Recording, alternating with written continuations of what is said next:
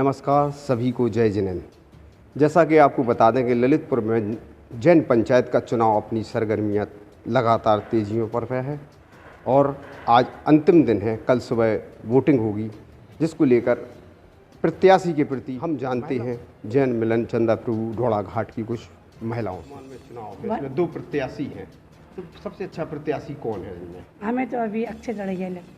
किस तरह से अच्छा मानती हैं आप उन्हें? किस प्रकार? मतलब उनने जीर्णोद्धार किया है, सभी मंदिरों में तरक्की की है और सबके सुख दुख के काम भी आए हैं। सभी को जय जिनेंद्र। मेरा नाम अंतिम जैन है, जैन मिलन ढोड़ा घाट से अध्यक्ष हूँ मैं। अक्षय तड़ैया पहले मंत्री रहे हैं, तो उन्हें ज़्यादा अनुभव है, क्या काम हो रहा है, क्या काम करना है और क्या काम अधूरा रह गया। तो मेरा स्वभाव ये है कि ज़्यादातर अक्षय तड़ैया जी को ही बनना चाहिए अध्यक्ष। अक्षय तड़ैया में ऐसा क्या है कि उन्हें ही अध्यक्ष बनना चाहिए? क्योंकि वो बहुत सरल स्वभाव के हैं, वो सबों की मदद करते हैं। अक्षय तड़ैया पहले से मंत्री रहे हैं, तो उनको ज़्यादा अनुभव है और ज़्यादा जानकारी है, और जो काम अधूरे रह गए हैं तो मुझे लगता है कि वो कर देंगे। तो पहले 9 साल में जो काम हुए हैं उसी तरीके से होते रहें। बहुत से काम हुए हैं, चेतपाल मंदिर कितने अच्छे तरीके से बन चुका है और 9 साल में बहुत से अच्छे काम हुए हैं। मैं संगीता जैन सदस्य के रूप में चुनाव लड़ रही हूँ अभी वर्तमान में। तो मैं चाहती हूँ कि मेरा अध्यक्ष ऐसा हो कि सारे समाज को साथ में लेके एक झंडे के नीचे लेके रखे और ऐसा कार्य करे कि समाज के हित में रहे, समाज के हित में रहे, धर्म के विरुद्ध ना हो। सभी को सादर जय जिनेंद्र। मैं नीली स्टाबिका बहुमंडल की कार्यकारिणी सदस्य डॉक्टर श्वेता जैन ललितपुर से। कल चूँकि 15 अक्टूबर 2023 को हमारी दिगंबर जैन पंचायत समिति के अध्यक्ष पद और सभी पदों के सदस्यों के चुनाव होने जा रहे हैं, जिसमें मुख्य रूप से ज्ञानचंद जी एमलिया और अक्षय तड़ैया जी, डॉक्टर साहब अक्षय तड़ैया जी के बीच भारी उत्साह देखने को मिल रहा है। एमलिया जी के विषय में मैं ज़्यादा तो नहीं जानती, चूँकि मैं यहाँ की बहू हूँ और ज़्यादा कार्यकाल मैंने उनका यहाँ देखा नहीं है। हाँ, लेकिन इतना अवश्य कहूँगी तड़ैया जी का, डॉक्टर साहब का जो मैंने कार्यकाल अभी देखा है पिछले 9 वर्षों से, वो बहुत ही सराहनीय रहा है।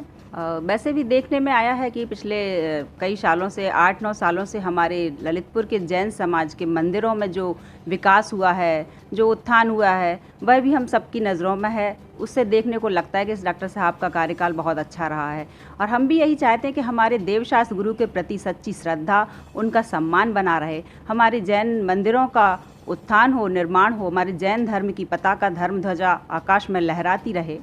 और यह सब तभी संभव होगा जब हम किसी ऐसे पद के, इस अध्यक्ष पद के लिए, जो कि एक बहुत जिम्मेदार पद है, उसके लिए किसी ऐसे सदस्य का चुनाव करें जो अपनी जिम्मेदारी को बखूबी निभाए।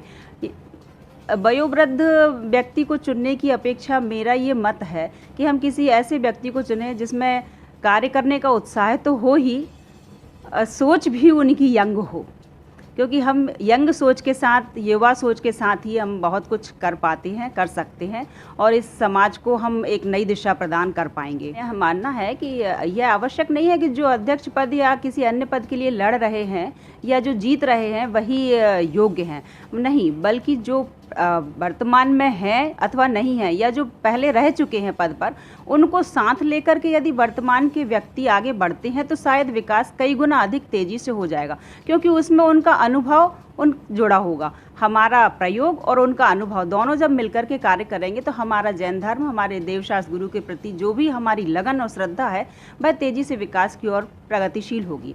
हम वयोवृद्धता को इस श्रेणी में नहीं रख रहे हैं कि वह वयोवृद्ध हो गए इसलिए किसी पद के लिए वह दावेदार नहीं है, बल्कि हम यह चाहते हैं कि हम उनके सानिध्य में, उनके वरदानी छाँव में रह करके अपने कार्य को आगे बढ़ाएं। उन्हें हम अपने आप से ऊंचा स्थान देना चाहते, किसी पद में बांधकर नहीं, बल्कि हम उनको मंच पर और उच्च आसीन पर विराजमान करके रखना चाहते हैं, ताकि उनके आशीर्वाद के नीचे हम फलीभूत होते रहें और अपना विकास करते रहें।